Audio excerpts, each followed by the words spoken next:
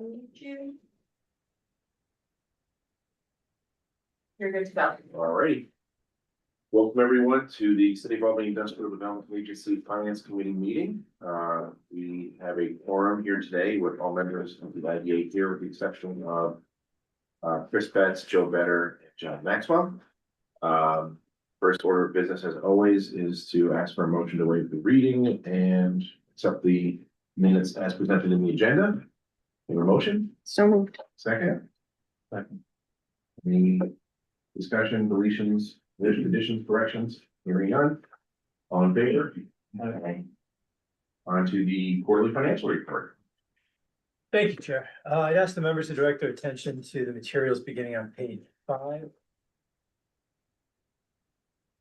For a brief review of revenue expense trends, cash position, and budget performance. All one. Okay. Ask for Steve. In the first quarter of 2026, the City of Albany Industrial Development Agency reflects a front-loaded expense profile paired with a modest but improving revenue stream, resulting in a temporary decline in cash reserves while outperforming revenue expectations relative to budget. Fee-based revenue in quarter 1 has been limited but steady, with the application administrative fees totaling approximately $9,000. These are concentrated in January and through March represent routine project-related income rather than major transactional activity. However, the fee schedule does show a significant shift later in the year, with large projected agency fees expected in July, September, and November. This indicates the IDA's revenue model is highly episodic, relying on large transaction-based inflows tied to specific projects rather than consistent monthly income. In addition to fees, non-operating revenue played a key role in Q1 performance, particularly the community development fee received in January and interest income, which again, on a year-over-year basis, is substantially improved at almost $36,000. Expense patterns and cost drivers, very briefly. Recurring costs include the management contract, economic development support, professional consulting services. Past position of liquidity. We began the year with the unrestricted cash balance of approximately $5.3 million. It's declined to $4.9 million by the end of March. Again, reflects some seasonality in our expenditures, limited fee inflows in Q1, and then timing differences between revenue recognition and expense outflows. Importantly, the cash balance stabilizes after March and projections, suggesting that the agency maintains significant and sufficient liquidity. No immediate cash flow risk is indicated, and future collections are expected to replenish reserves. From a budget perspective, revenues significantly outperformed expectations. Expenses were largely on target, and the net result is a smaller than expected deficit. Actual 123,410 versus a budgeted shortfall of 234,000. This indicates better than expected financial performance despite the negative net position. Have I taken any questions or concerns? Good for me. All right, thank you. Next order of business, unfinished business, 135 Ontario LLC, a project that is definitely seen. I'm serious. I'll take this one. So the project is 135 Ontario LLC. This was the subject of a public hearing immediately prior to this meeting. The applicant is owned and managed by Patrick Chu, and we have Nadine Shabbat, counsel for the project, with us today, located at 135 Ontario Street. The project involves the renovation of an existing vacant one-story structure previously owned by the land bank into a 3-story residential apartment building containing 34 units of market rate housing, as well as an on-site fitness center. This will result in an approximately 29,703 square foot building. On the project summary, which begins on page 8 of your packets, I'll kind of just walk us through that, the expected benefits of the project. So status quo taxes for this project, with note if the project were not to occur, would be about $86,909 over the life of the pilot. I will also note that prior to the applicant purchasing the property, it was completely tax exempt, being owned by the land bank. Pilot payments are estimated at $316,132, resulting in a net benefit of $229,223 over the life of the pilot. The property is currently valued at $100,000, and the anticipated future value following the completion of the project is approximately $1.1 million, resulting in a net increase of $1 million. The estimated investment for this project is approximately $4.78 million. We'll now kind of walk through the benefits. The framework matrix scoring sheet is attached So I'll just walk us through that now. This project was evaluated outside of the framework, as the framework is currently offline, so this is just really for conversational purposes. Under target geography, this project is located in Census Tract 501, which is a distressed census tract. It's also in a neighborhood plan, the Midtown Colleges and University Study, so it receives 2 points there. Under identified priority, it would receive 1 point for being formally tax exempt, and under identified growth area, it receives 1 point for conversion to residential. Under job creation, this project would receive 1 point for the estimated 9 construction jobs. Under financial commitment, it receives 1 point for the $4.7 million investment. Moving on to the employment impact, we did solicit an in-plan analysis from the Capital District Regional Planning Commission, which is included in the project summary. So the total combined effect is $6.16 million impacted from those construction jobs over the term of construction.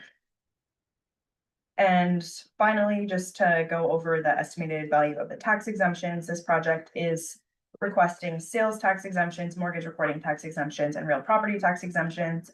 Sales tax valued at approximately $256,256. A mortgage recording tax exemption valued at approximately $38,247.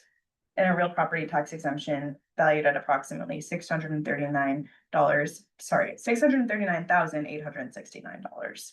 So if the committee has any questions, for staff or the applicant, can answer those now. I know, I think we probably start the times, in looking at our matrix, I think we need to have like 10 points for properties that are formally tax exempt or vacant or in land bank.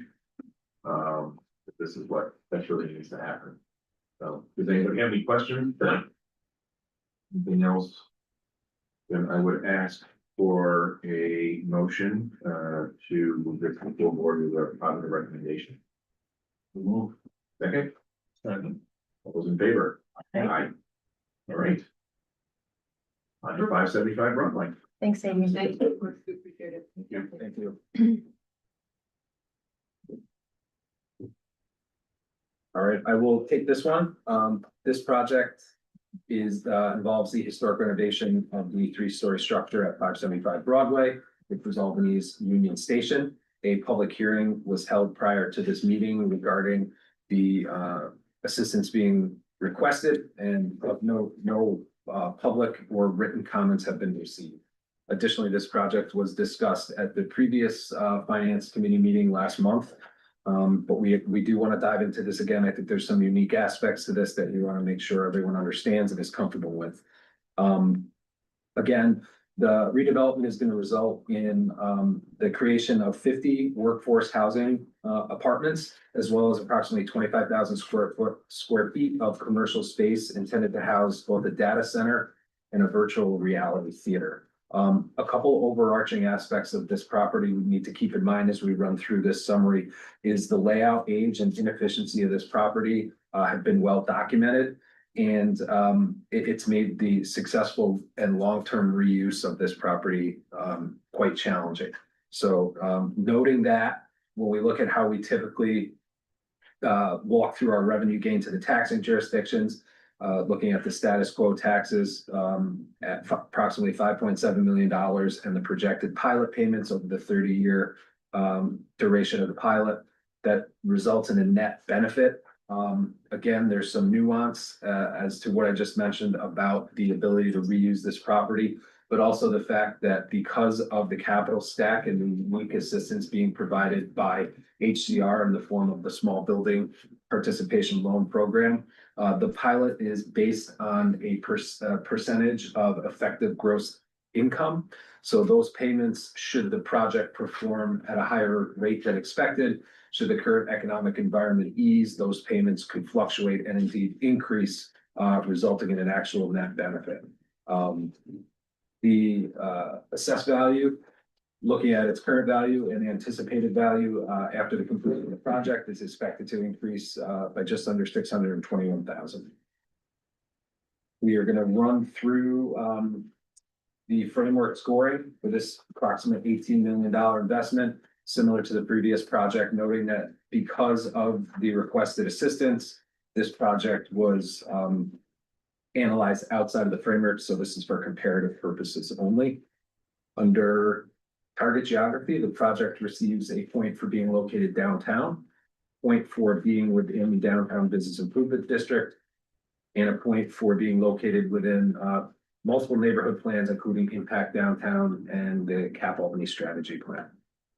Under identified priority, the project receives a point for being a downtown residential project, also receives a point for historic preservation. Identified growth area, the project receives 1 point for technology, as it results in the creation of pet sector facilities, the ground floor data center. It also receives a point for conversion to residential. Under job creation, the project receives 2 points, 2 cumulative points for estimating approximately 100 construction jobs. And the project receives 3 cumulative points for financial commitment, as it is a $18.6 million investment for a total of 12 points. Coming back to our summary and looking at the in-plan economic impact analysis that was facilitated by Capital District Regional Planning Commission, we can see that the total direct, indirect, and induced effect of the construction jobs is approximately $21.1 million. The project is also seeking both sales tax exemptions and mortgage recording tax exemptions. Would like to note that representatives of the project team are here with us in person today. And if there is any discussions on the finances of the project, we can also go into a committee only or executive session at your discretion. Yeah, I'll just say that it's a little bit unusual, and that usually the net benefit does not have parentheses around it in our Sure. reports here. But I think that this is kind of a unique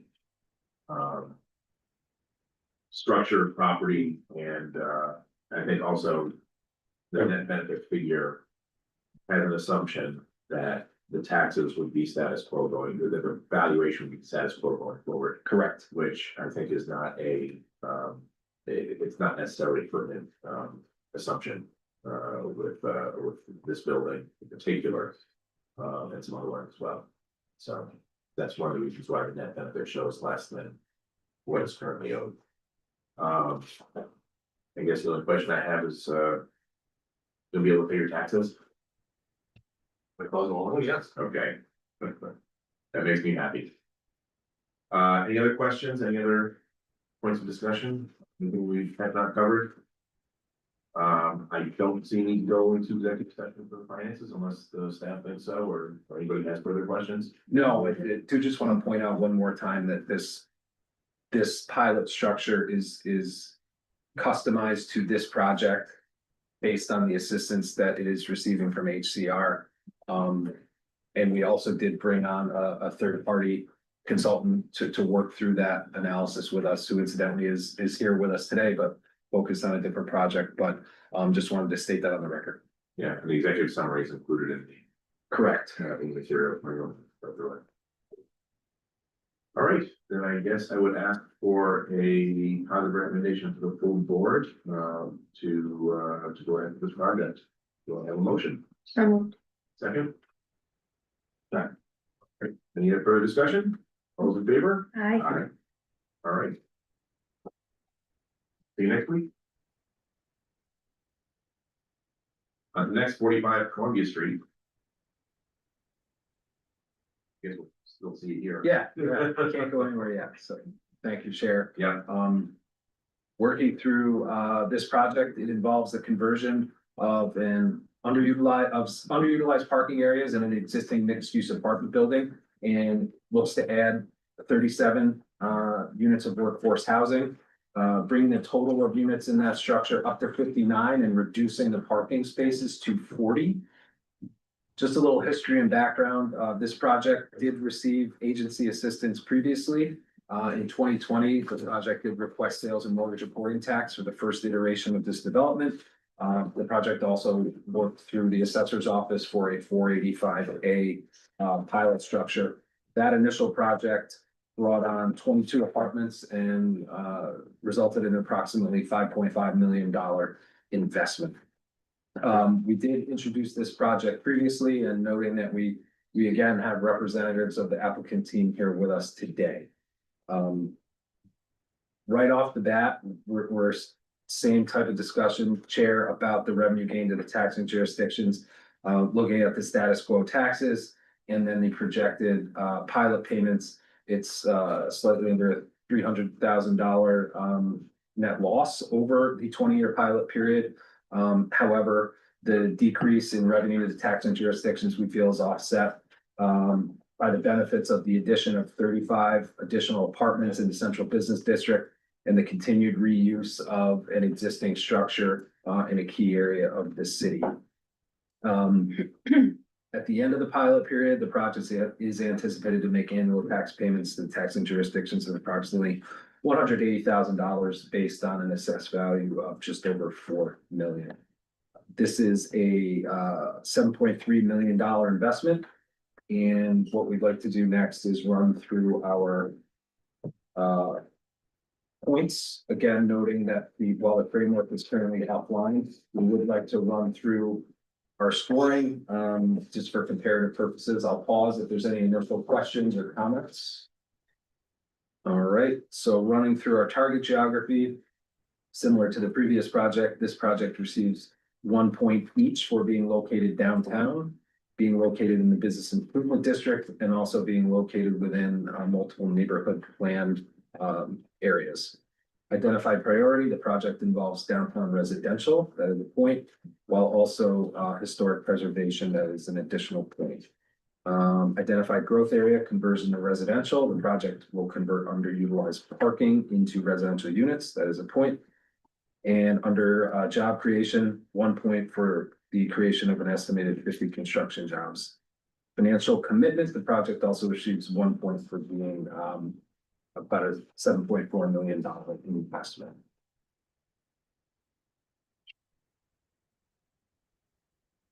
Coming back to our summary and looking at both the temporary construction impact and the permanent operations impact based on an in-plan and economic impact analysis through in-plan that was facilitated by the Capital District Regional Planning Commission, looking at the direct, indirect, and induced effect of the construction jobs, that's approximately $9.2 million. And the permanent operations on an annual basis is just under $160,000 a year. Project is also requesting both sales and mortgage recording tax exemptions. With that, I will turn it back to the committee for any questions, comments, concerns. Anybody have any further questions on this one? Again, I've gone over this several times. Yeah, for me, for first blush, it may be problematic with the parentheses around the net benefit for the taxing jurisdictions, but it's over a long period of time and it's adding so much units in the city and that's to the benefit of I joked earlier that we should have 10 points for land bank properties. We might want to have more for historic properties as well. Seeing those put to reuse in the city, I think it's what we all would want to see. So does anybody have any other issues, questions? All right, then I ask for a motion for a positive recommendation to the full board for this project. Is that a motion? So moved. Second. All those in favor? Aye. All right. Now it's the next week. Thank you. Next on the agenda, 54 State Street. All right. Start on that one. So just to give a little bit of a preamble before Andy and Sarah and Ryan jump in, but we just wanted to be able to emphasize the importance of 54 State Street and Ryan's companion project at 30 States or 50. South Pearl. South Pearl, I mixed them up. 54 State Street and 30 South Pearl. You know, this 54 State Street is a significant 10-story, 180,000 square foot property. And as you'll see in the staff summary and the analysis by WZHA, commercial office conversions to residential are inherently complex and risky. But critically necessary at this juncture for many cities, Albany included, with our downtown vacancy rate hovering anywhere from 14% to highs a few years ago of 22%. It's a necessary thing that we need to do with the commercial office conversions.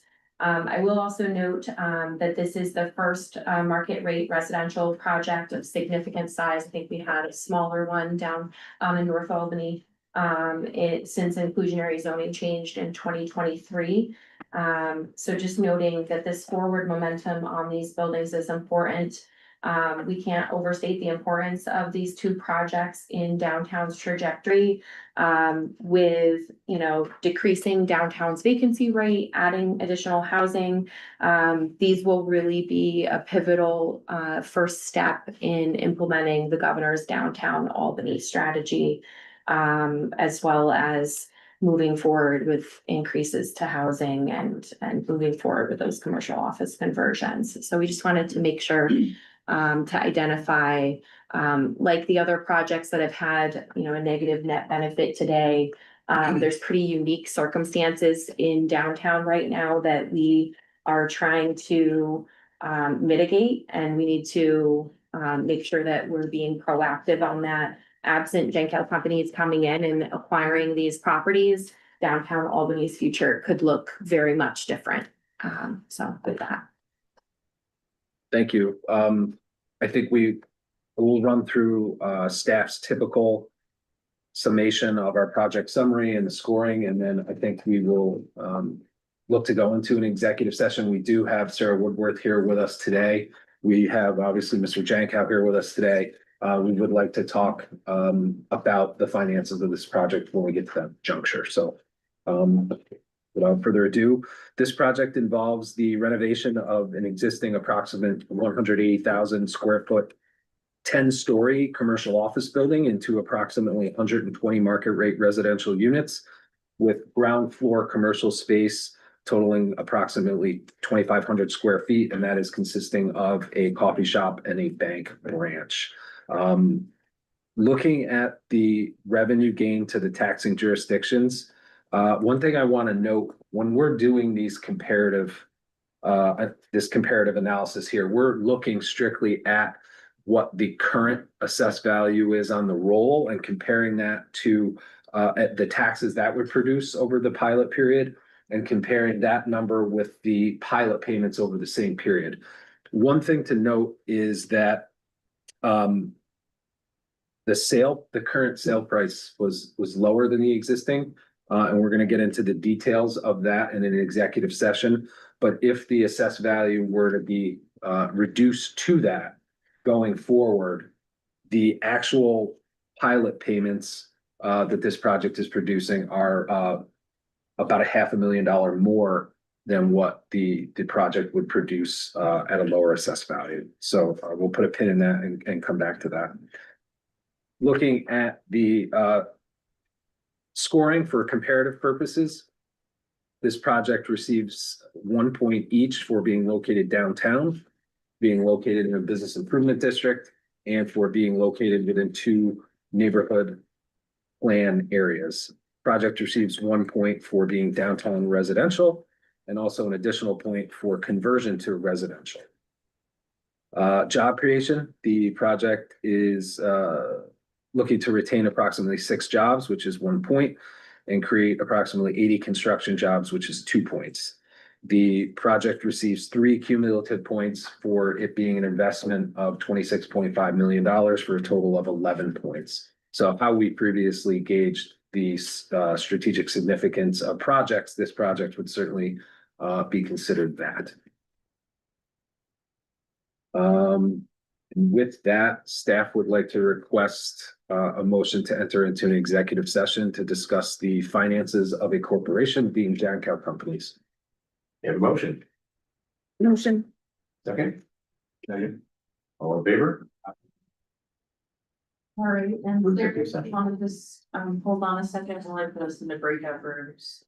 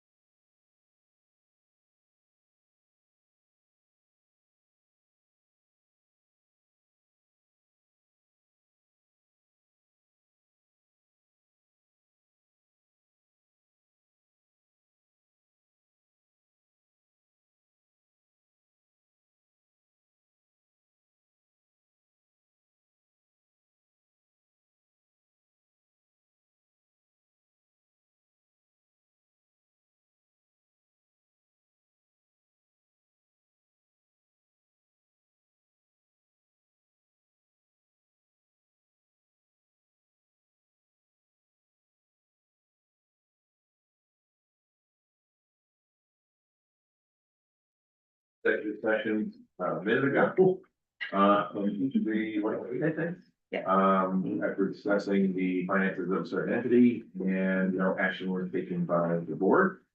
So we'll move on to the next item on our agenda, which is 30 South Grove Street.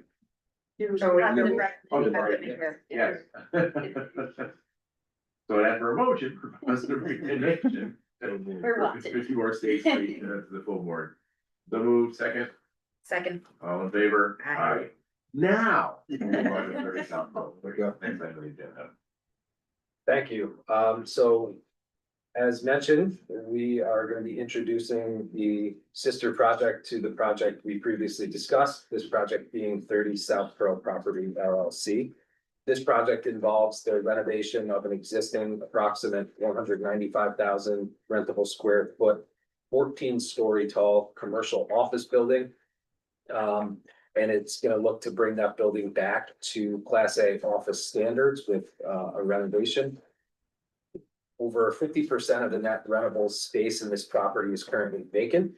And this project will rely on attracting the current office tenants that will be vacating 5254 State Street, in addition to attracting new tenants to downtown. The property also includes a courtyard, 25 parking spaces, and an approximate 4,000 square foot vacant restaurant space. We want to introduce this project, but based on the timeframe that Mr. Jankow has to execute on a purchase and sale agreement. At the sole discretion and comfort of this committee, staff will also ask for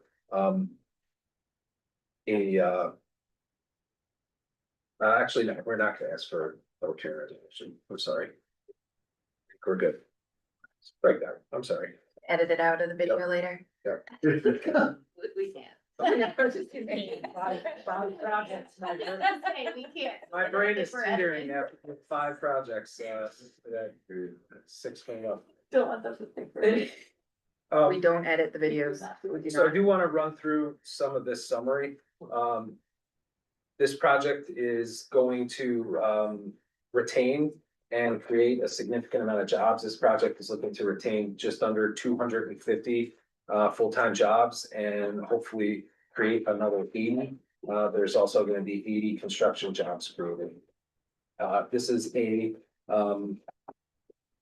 $60 million investment.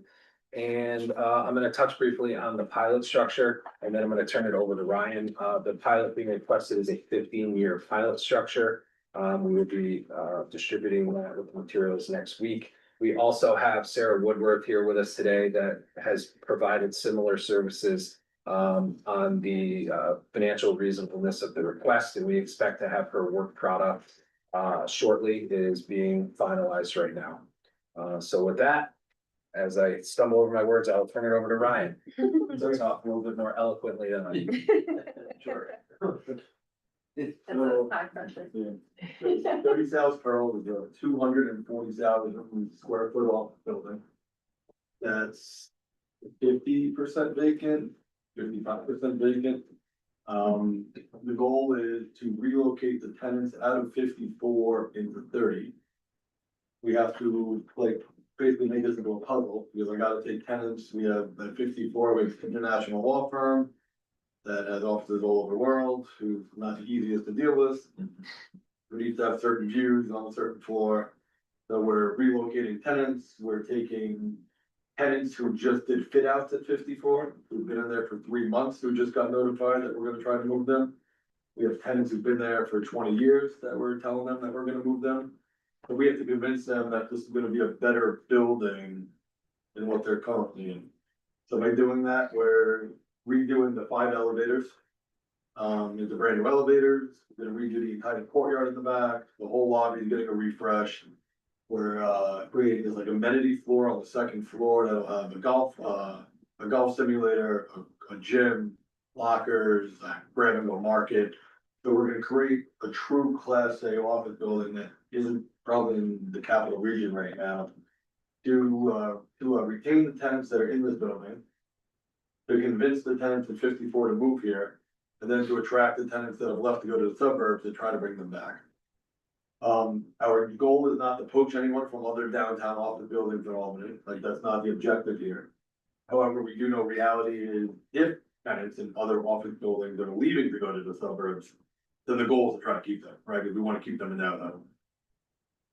It's gonna take, 2 years to redo, we're gonna have to move very, very quickly with some of the tenants to get them in here before busy season was legislation, a lot of them are lobbyists. New York Power Authority occupies like three floors of this building. You have financial advisory firms, other attorney offices. And then Berkshire Bank has two floors in this building, and it's, well, Beacon Bank now, right? So, yeah, a little complex. We gotta do 50 more 30 simultaneously. And when you do a construction, we gotta probably do it after hours on a lot of this stuff, because we can't create noise for the tenants that are in the building. So that obviously drives up the cost by us doing this nights and weekends. Yeah, so the whole thing's a little complex, and we're kind of taking a risk on doing an office building in downtown Albany, which.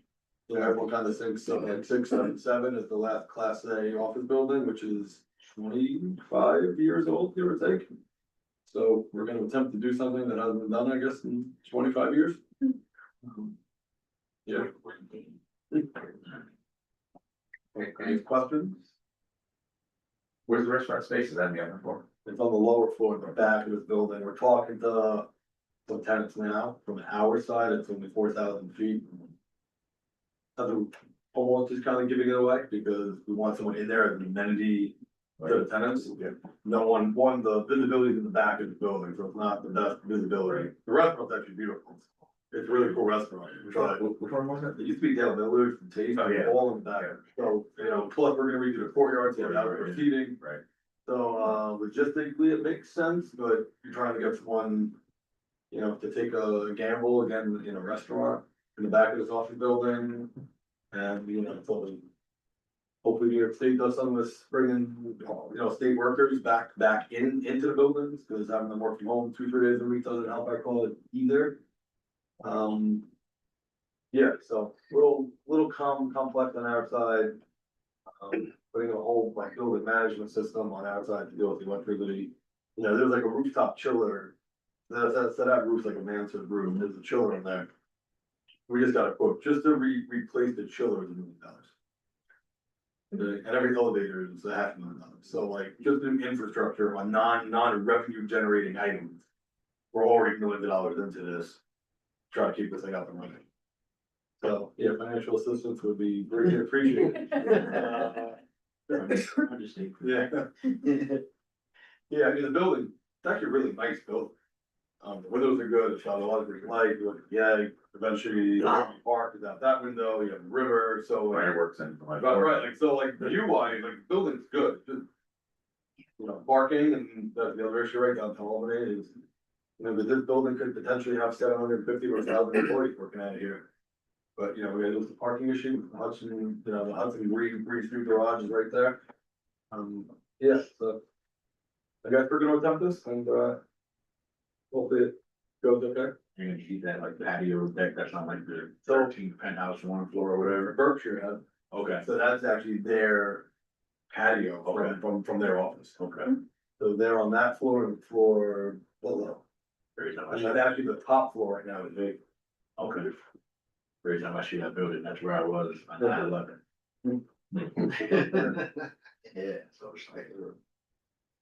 Yeah, and then, the other side is where, we have banks that we're dealing with that, not super, hey, we wanna, a lot of banks going, hey, we wanna invest in the downtown Albany commercial office, so. Interest rates for us are a little bit higher than we typically get elsewhere, terms are a little bit higher, applications a little bit shorter. So again, it's not the easiest project, but. We're able to get the buildings at a good price and then kind of take the risk, right? Like that's like the risk reward we're looking at to see if we can make this work. We like could probably convert to apartments there, but we do need downtown office, right? If we want, if the goal of the administration is to bring people into downtown Albany.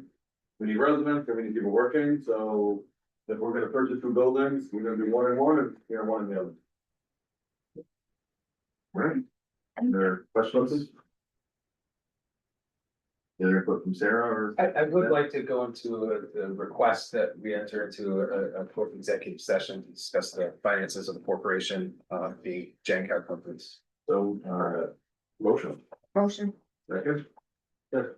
All in favor? All right.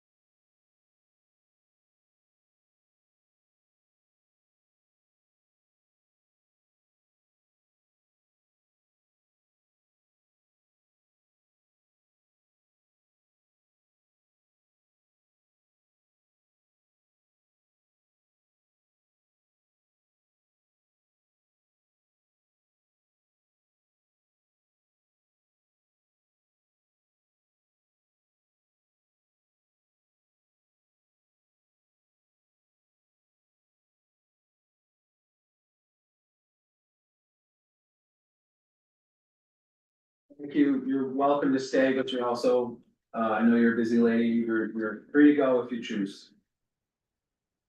Thanks, Beth. All right. We're back from executive session, where the finances of the operation were discussed. No action was taken by the board. We move on to our next agenda item. But you weren't. I'm sorry, you do need a public hearing resolution. So I will ask for a motion for a public hearing resolution. Put forth to the board for next week, 30 South Pearl Street. Motion, I'll second. all right, all in favor? All right. Might as well just head back, you know. You're good. Thank you, you're good. Appreciate it. Yes. Yeah, thank you. Thank you. On to. We're really good at making sure other people do what they do. Thank you. Somebody had to. Somebody's gotta make sure I did the things that you do, though, that's the thing. So we're on to next item on the agenda, 120 Madison LLC. Thanks, Darius. I'll take this one. So we are introducing another new project today, 120 Madison Avenue LLC. The applicant is managed and owned by Jaqueen Hope of Hope Development. We have some representatives of Hope Development with us today. Project is located at 120 Madison Avenue at the corner of South Pearl Street and Trinity Place. The project involves the redevelopment of the vacant former Prince Hall Masons building into a mixed-use residential commercial building. It will convert the upper stories into 11 residential units with approximately 3,000 square feet of ground floor commercial retail space. The applicant is requesting sales and use tax exemptions, mortgage recording tax exemptions, as well as a pilot which deviates from the standard multifamily commercial pilot under the framework. So the application and supporting materials are in your packet today. And with that, I'll turn it over to Jaqueen and his team here to talk us through the project a little bit. Well, thank you, Olivia. Thank you all for having us. My name is Jaqueen Hope. I'm here with Walter Porter, my Chief of Operations, and Jasmine Higgins, who is one of the project consultants. And so most of you I know from here and other walks of life. But I'm pretty sure all you are familiar with this property. It's been vacated officially probably since 2018. The former owners owned it since the early mid-70s. Before that, it was in the hands of many fraternal or Masonic organizations. Do you remember the name of the Being Town Center before then. before that, it was called something else. But since this erection has been used for meeting halls and, Mason Hall, and so, I like to think that this building is one of those classic, for lack of a better term, brick shit houses that still exist in Albany. And I think that is really, was the impetus for us to look at this as several of our first project. It's also in the neighborhood that I care about so much. He's someone who grew up in there and went to events there. The first day we looked at it, the person said, "Are you related to this family who used to party in here?" Since pretty much one of the only black bars to be at that time. So it means a lot, long story short, for us in the community. And so, we just gave a little bit of history here, for, like I said, long-standing, in most recent years, African-American, Mason Hall Center for the community, and before that, with the Sons of Italy and everybody else who migrated through the community during the iterations of our history. And so basically our project, straightforward, we're looking to just, preserve the property, bring back the historical characteristics of the property throughout, the window treatments, the tin ceiling on the inside, a true historic renovation. And, bring in the apartments. We really, believe that the apartments they're gonna be fantastic. We have on the first floor, of apartments, I think it was almost 14-foot ceilings, and then on the second floor, we have about 12 to 13-foot ceilings, so basically floor to ceiling windows for most of the units, with a good mix of studios 1s and 2s. And really, I think the value proposition that we put together for this project is we need to bring back this portion of what growing up here, we call downtown. But the South End to a place where, it's very, to whatever degree it could be reminiscent of the original Pearl of Madison, as humanly possible we could. And so, our goal is, and, obviously with CAP initiative kicking off, we believe that, and they also agree that this project really pushes the needle as in terms of investment into the corridor. Not sure if everyone's aware, but I was also the CEO of Business for Good when we acquired Lombardo's. Prior to my time at Business for Good, I had that property under contract. Then COVID happened. Thank God. But so my investment and activities on the street is really to bring back the neighborhood. And we, my project team, basically, most of the project team that you're gonna see work on Hattie's across the street or Lombardo's across the street. Most of that team is working with me on this project. So my project team here, so Jasmine, Wallace Turner Law, and, I'm sorry, not Jasmine, Goal Line Strategy, Wallace Turner Law, and Tim Lynn from Lynn and team are basically our legal team, our general counsel, and, regulation and planning and all that regulatory things, and as well as our tax credit attorney and investment attorney, Tim Lynn. Way Shape Associates is our general contractor. Mamasi is a new architectural firm, where both partners were at. She, the managing partner, was responsible for the redesign of the new Albany High School. So whatever firm did that, both of them came out of that group. Lavella is our engineering team, and we work with Mike Puma from Preservation Studios. We currently have our permanent financing, bridge, our construction and permanent financing from Capital Bank, and we have some bridge capital from the benefit fund out of Denver State. So where we are with the project, we fully submitted to planning and planning and Buildings and codes. building and codes the project, and we are waiting for the city of Albany to give us a determination on the new water activities that we're having, because the building's been vacant for so long. They think with the combined sewer, this is gonna be in a new addition. So we're having some back and forth with them on that. We should be hearing from our finalizing our tax credit investor. We were just on email today. We should have an answer this week. And then we will anticipate to close on our construction loan once we get that thing on it, and obviously work with you all. And so between now and July, our goal is to continue to stabilize the building. We're doing some patchwork on the roof. And continue to keep some of the original tenants out of the building. And also clean it out and remediate, because there's just, again, there's over 60 years of stuff in that building, in places that we don't want. So, you can come take it. I'd be curious. Like, secret rooms and doors and pits, it's an interesting layout ready to go in, so.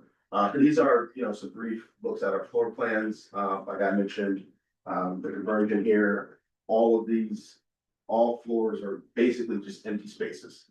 And so our retail spaces, we've created this whole, breezeway where most of our utilities are accessible for all of the utilities.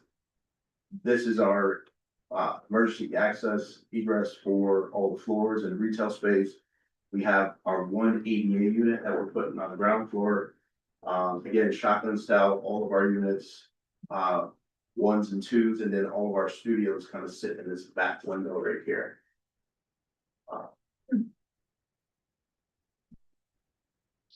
And then, division of our rooms.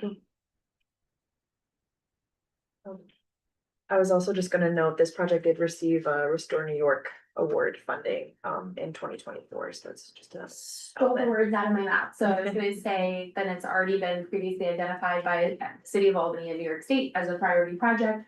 we also have submitted multiple South Pearl Downtown Revitalization Initiative applications that have featured this project as one of the, top 10 or so catalyst projects that we could have taken on, had we been successful with that downtown revitalization initiative. So has been a priority project identified over the last at least 3 years, for that area. Great. Any other questions, any other points of discussion? No, we look forward to So, presenting the full cost benefit analysis and financial analysis at the finance committee next month, so. Stay tuned. like a motion to say that you like this project. Thank you all, appreciate the time. Thank you. Thank you. Thank you very much. Thanks. Yes, sir. Good luck on cleanup. My name is- Yeah, I've been in there too many times. All right, All everybody, take care. Thank See you. ya. right. Okay, enough about these projects. I know, agency update. I have one. I don't recall if I brought this up or if it wasn't submitted at this point in time at the last finance committee or board meeting, but. PSC LLC did file a motion for a leave to appeal in the PSC LLC litigation related to Liberty Park. So Hutch and Russ has a response prepared that we'll be submitting imminently. But obviously this proceeding is not dead yet. So they're asking the Court of Appeals for leave, right? Which they don't necessarily grant unless. they Not speak for- guaranteed, yeah. Right. Right. So some things from law school. All right. Really quick, I just want to introduce Tamara Reno, our colleague from Mango Metzger and Barr. They've assumed the role of the auxiliary accounting firm, replacing BST. This is her, she's in her 4th month now, acclimating very well. It's been a great help, both through operations and audit. And just wanted to formally introduce her to the finance committee. Nice to meet you. Nice to meet you. Good. All right, compliance update? Yes, just briefly, I will note that we did submit all of our required reporting materials through Paris ahead of the March 31st deadline. Right. Until next year. I also just want to point out something that is obvious, but maybe it isn't obvious. If you see the volume of project activity that we have here, it fortunately it's a good thing, but it unfortunately coincided with compliance. So it's been a tremendous amount of work and a very need for organizational acumen that Olivia has been able to display. So I wanted to thank her for probably helping take the IDA through one of the busiest periods that I can remember. But all good stuff. Thank you. Thank you. Thank Motion to adjourn. So moved. Okay, all in favor? Aye.